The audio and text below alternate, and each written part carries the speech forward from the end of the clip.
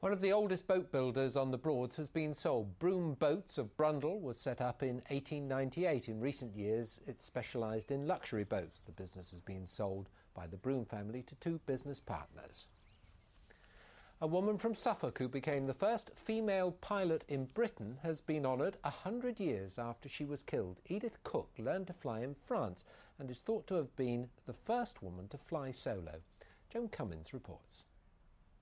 In an Edwardian era when women were seen and not heard, Edith Maund Cook stood out from the crowd. Originally from Ipswich, she joined the famous Blériot flying school in France, becoming Britain's first female pilot.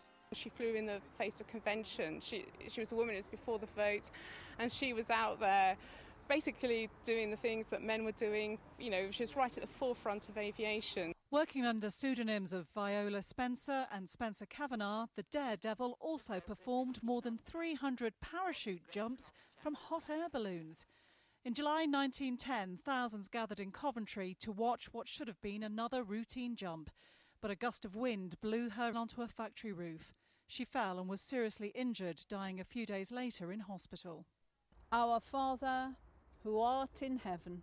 31-year-old Edith was buried in an unmarked grave in Coventry, but a campaign by air enthusiasts and her descendants saw a headstone dedicated to a remarkable woman. This lady, a pioneer, independent and determined to succeed in her chosen field. This lady taking her place in history. 100 years after her death, Edith Cook's legacy is to inspire future generations to look to the skies.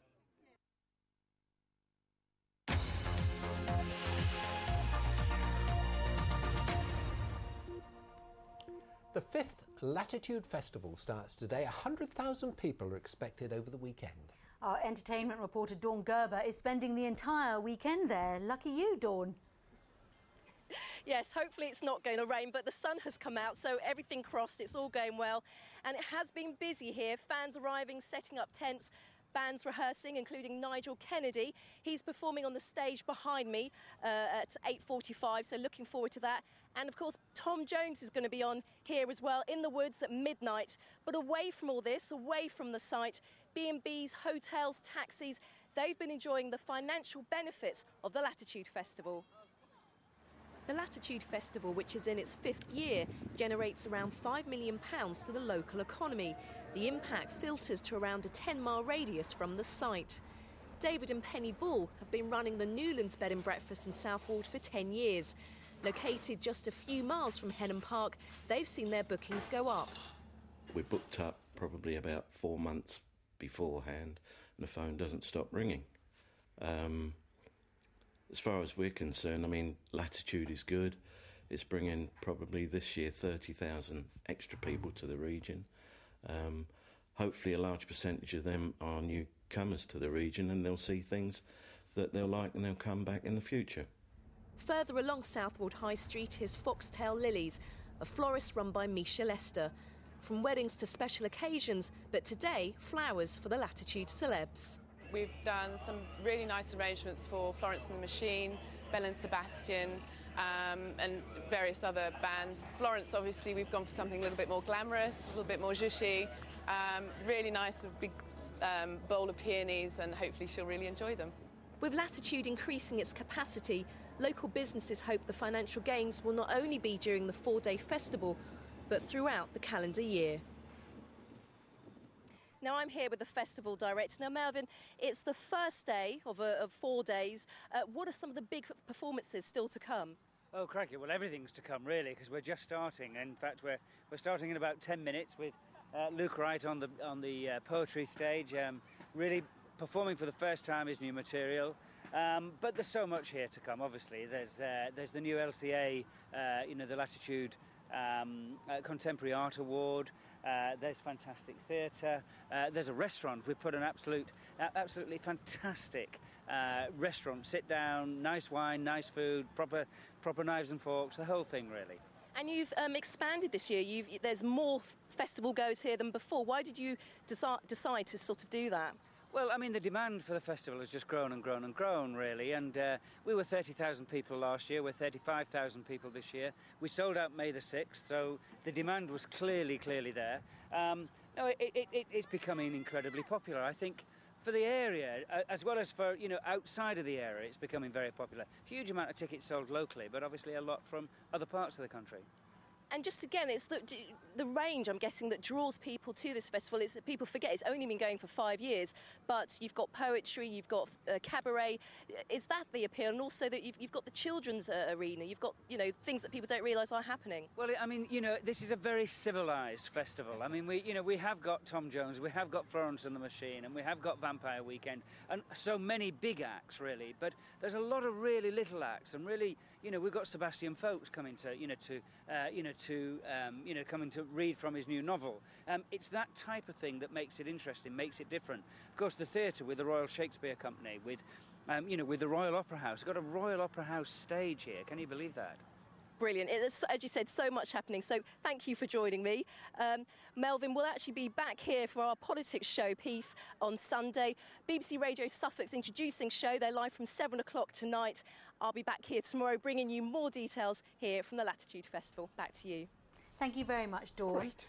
And while Latitude is celebrating its 5th birthday, in Milton Keynes, there's a festival making its debut. It's called If. It's on for 10 days and it's got everything from music to inflatables. And they hope to hold it every 2 years. Ridiculed for its roundabouts and concrete cows, you could be forgiven for thinking Milton Keynes has nothing cultural to offer. If, a brand new 10-day festival, may go some way to oppose that. The borough itself has over 220 pieces of public art. Everywhere you go, there's rich public art, there's arts activity, there's community arts. Milton Keynes has an excellent reputation for community arts and activities. It's a very exciting, vibrant city to be in. The International Festival opens tomorrow. It may not boast Tom Jones on the bill, but it is perhaps typical of Milton Keynes to offer something new.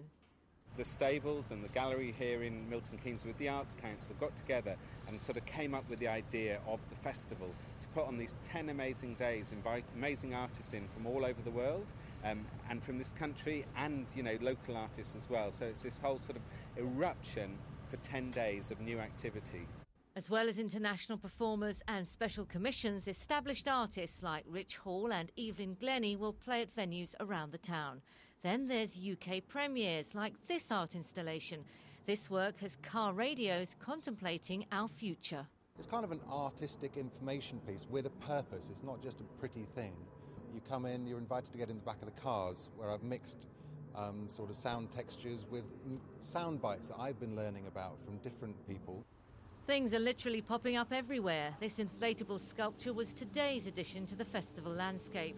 And there's also this, a magical menagerie. This is the largest carousel in the world. It's the only square one in the world. It's a really beautiful interactive artwork that everyone from the age of 3 to 93 can enjoy.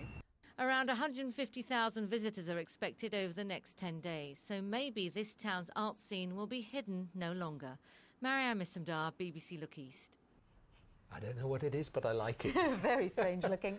It's too windy for a barometer reading tonight, but here with the rest of the weather, is that right? Do you know what? You would make an excellent weather presenter. I would, I might do it one day. Maybe we'll have a little swap. Yes, no barometer reading, but as you can see from these pictures taken at Southwold earlier today with the waves crashing against the beach, it has been a blustery day, not just on the coast, but right across the region.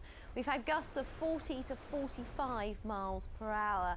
There's been some showers too, and a fair bit of cloud.